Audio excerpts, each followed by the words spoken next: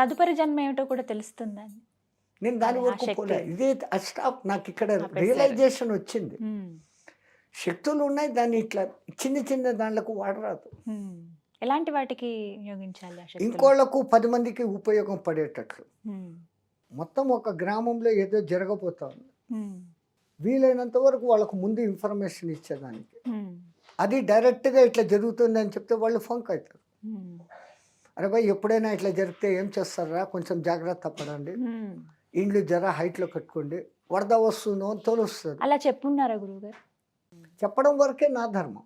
ఉమ్, అది వాళ్ళు పాటిస్తారు పాటించరు, వాళ్ళ కర్మ. కర్మ సిద్ధాంత చాలా గట్టి తల్లి. ఉమ్, కర్మను ఎవరూ అతిక్రమించలేరు. ఉమ్, మీరు చేసిన మంచి, మీరు చేసిన చెడ్డ, ఉమ్, అంతే అన్నా రావచ్చు, ఎక్కువ అన్నా రావచ్చు, తక్కువ అన్నా రావచ్చు, ఉమ్. కాస్త ముందుగా రావచ్చు, కాస్త వెనక రావచ్చు, కానీ వచ్చి తీరుతాయి.